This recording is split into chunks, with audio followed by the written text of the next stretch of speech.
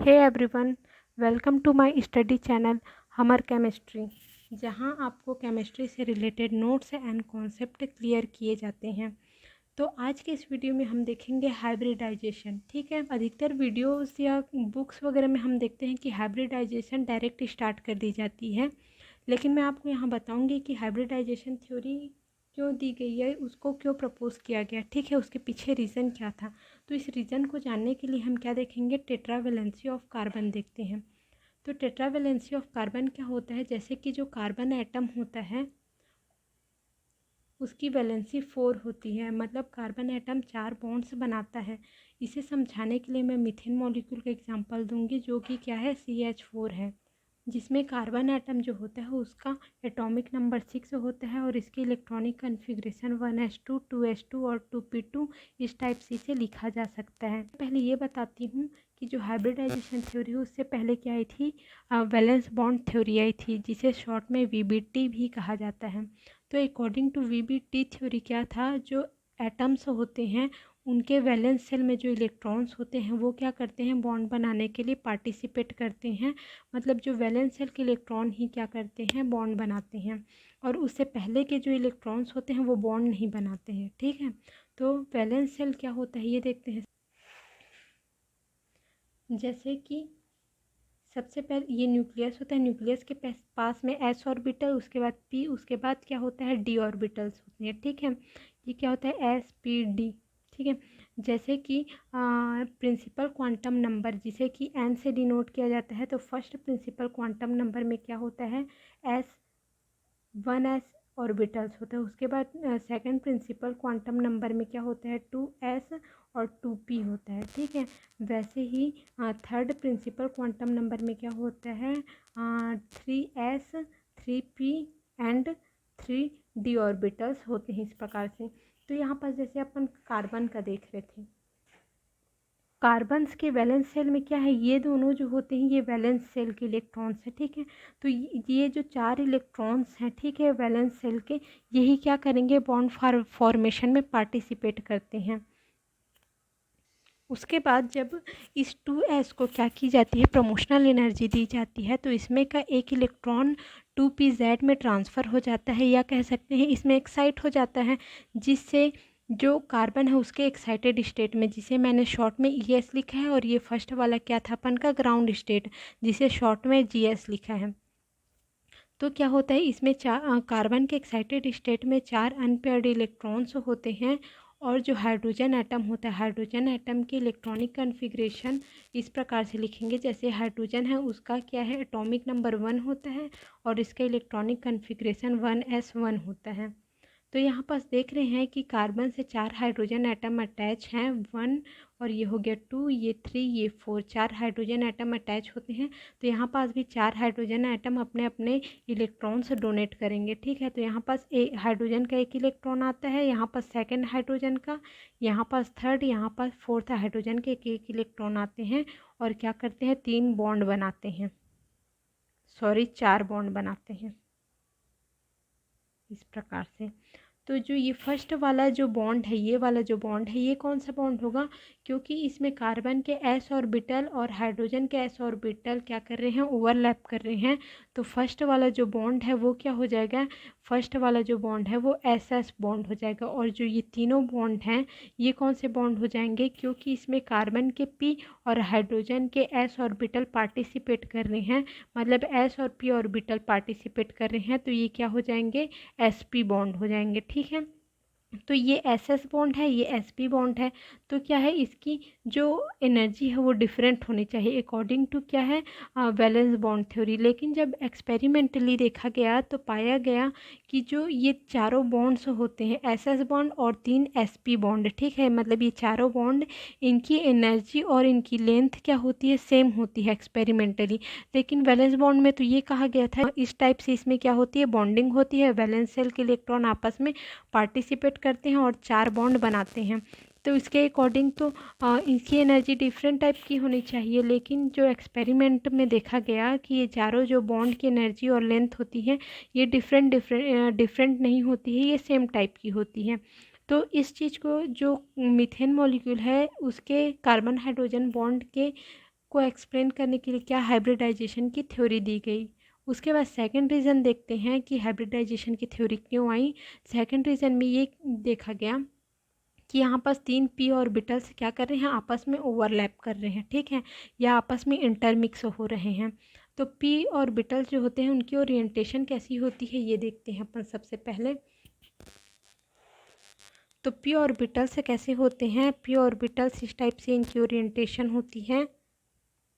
First वाला जो ये होता है px, ये होता है py और ये होता है pz, ठीक है। तो इसको मैं पेन के थ्रू आपको समझाने का ट्राई करती हूँ ताकि आपको इजीली समझ आ सके कि मैं किस टाइप से बताना चाह रही हूँ। जो ये तीनों P X P Y P Z होते हैं वो कुछ इस टाइप से होते हैं, ठीक है।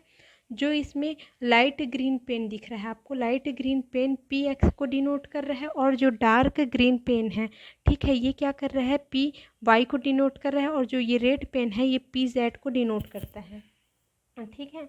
तो इसमें जो ये वाला फर्स्ट वाला देख रहे होंगे ये पी एक्स और ये पी वाई है, इसके बीच 90 डिग्री का एंगल बनता है। और जो ये लाइट ग्रीन पेन है जो कि पी एक्स है और ये पी जेड इसके बीच भी ये 90 डिग्री का एंगल बन रहा है। आप चारों साइड से देखेंगे तो इसमें क्या है, 90 डिग्री का एंगल बन रहा है हर लोब्स को मिला के, ठीक है। लेकिन जब एक्सपेरिमेंटली देखा गया तो ये चारों जो बॉन्ड होते हैं कार्बन हाइड्रोजन के चारों बॉन्ड्स होते हैं, इनमें क्या है, 90 डिग्री का एंगल नहीं होता है, इनमें 109.45 डिग्री या कई बुक में इसे लिखा जाता है 109.5 डिग्री लिखा जाता है, ठीक है। इस प्रकार का इसमें एंगल होता है। तो इस एंगल को भी एक्सप्लेन करने के लिए जो हाइब्रिडाइजेशन की थ्योरी दी गई।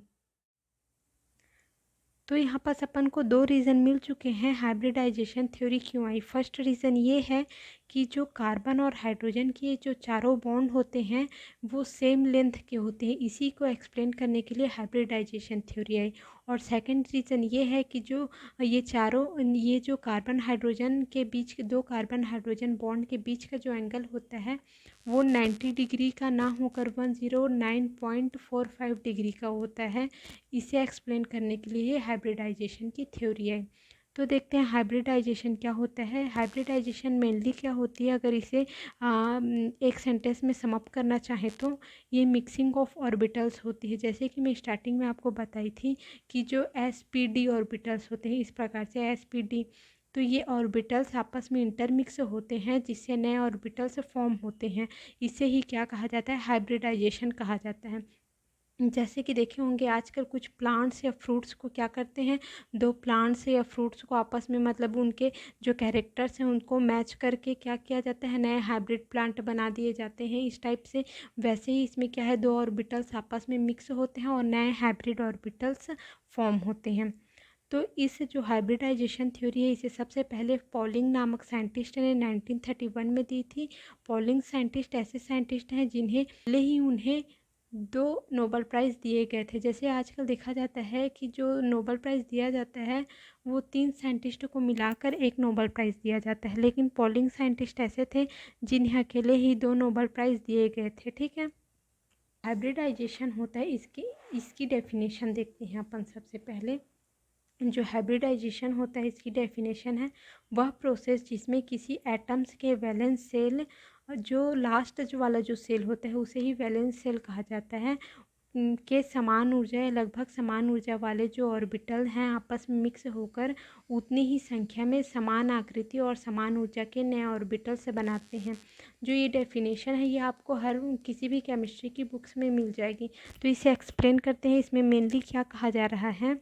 जैसे कि आपको मैं पहले जो यहाँ पास फर्स्ट वर्ड है वैलेंस सेल क्या होते हैं, आपस में इंटरमिक्स होते हैं। वैलेंस सेल मैं आपको समझा चुकी हूँ।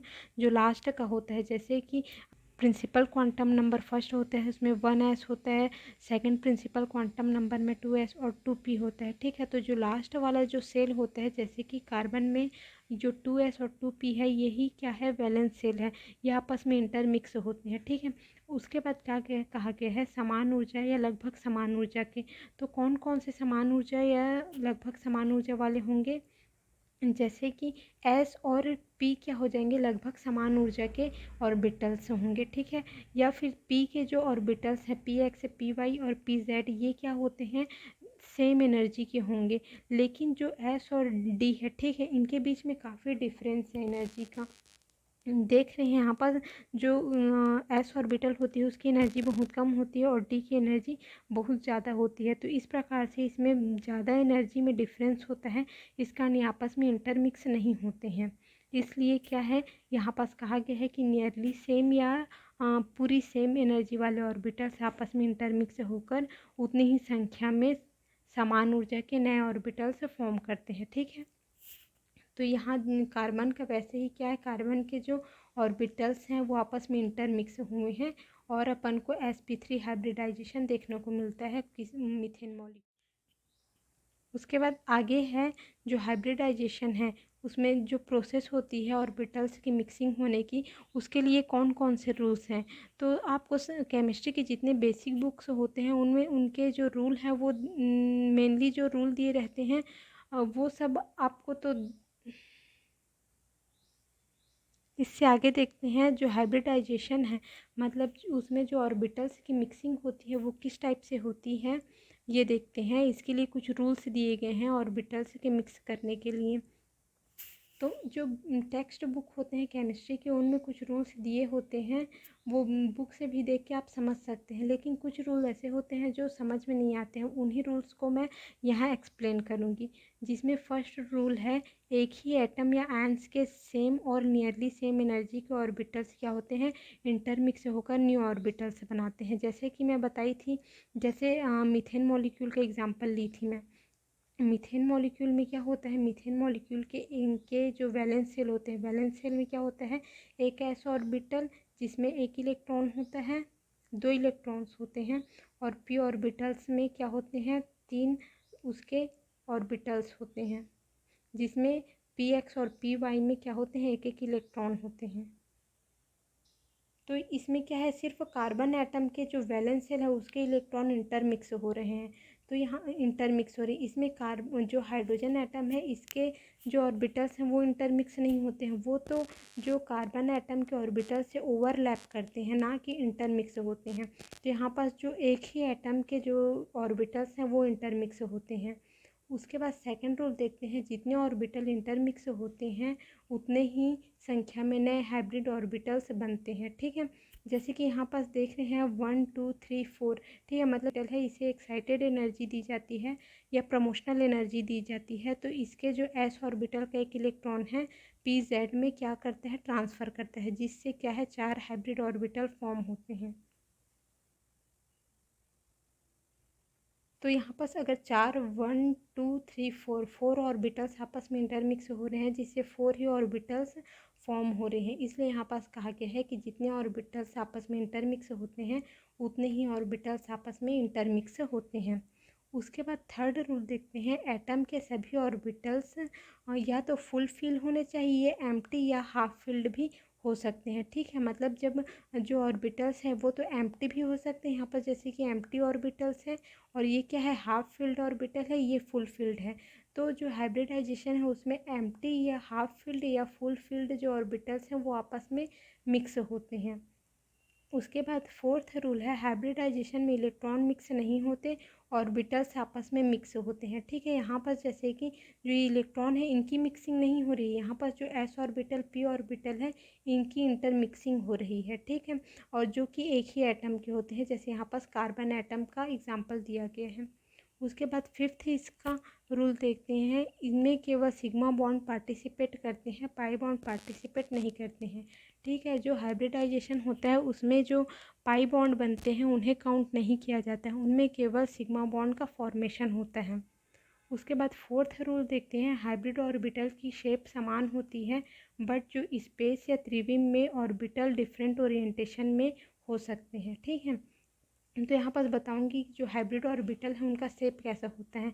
मान लेते हैं कि जो एस ऑर्बिटल है, एस ऑर्बिटल क्या होती है, स्फेरिकल होती है, ठीक है। उसके बाद जो पी ऑर्बिटल है, पी ऑर्बिटल क्या होता है, डम्बल शेप्ड होता है। तो ये आपस में क्या होते हैं, इंटरमिक्स होते हैं। तो इस प्रकार से होगा। और ये क्या होता है अपन का ये ओवरलैपिंग जोन होता है, ठीक है, जिससे सिग्मा बॉन्ड का फॉर्मेशन होता है।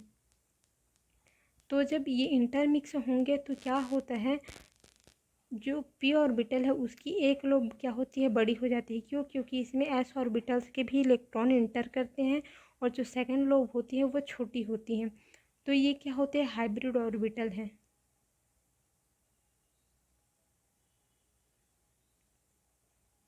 अगर कहीं भी बुक में आपको इस प्रकार की लोब दिखाई दी जिसकी एक लोब छोटी और एक लोब बड़ी होती है, तो समझ जाइएगा कि वहाँ पास क्या है, हाइब्रिडाइजेशन हो चुकी है।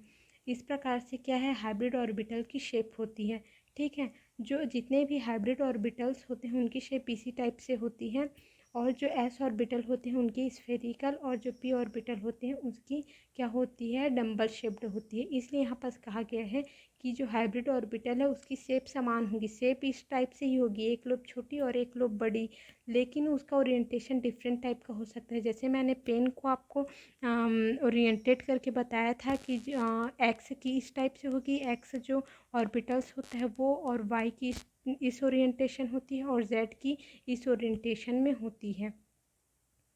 इस प्रकार से क्या होते हैं, जो हाइब्रिड ऑर्बिटल हैं आपस में इंटरमिक्स होते हैं और उनकी शेप सेम होती है, बस जो स्पेस में उनकी ओरिएंटेशन है वो डिफरेंट टाइप की होती है। इस प्रकार हाइब्रिडाइजेशन के रूल कंप्लीट हो गए हैं, और जो टाइप ऑफ हाइब्रिडाइजेशन है ये मैं नेक्स्ट वीडियो में समझाऊंगी, क्योंकि ये वीडियो काफ़ी लंबी हो गई है। और एक क्वेश्चन पूछना था आप लोगों से, जो हाइब्रिडाइजेशन होते हैं उसमें पाई बॉन्ड क्यों पार्टिसिपेट नहीं करते हैं, मतलब पाई बॉन्ड क्यों नहीं बनते हैं। इसका आंसर आप कमेंट बॉक्स में दीजिएगा, और ऐसे ही केमिस्ट्री से रिलेटेड वीडियो देखने के लिए चैनल को सब्सक्राइब कीजिएगा। और अगर इस वीडियो से कुछ भी नया अगर आपको सीखने के लिए मिला होगा तो प्लीज़ वीडियो को लाइक कर दीजिएगा। Thank you.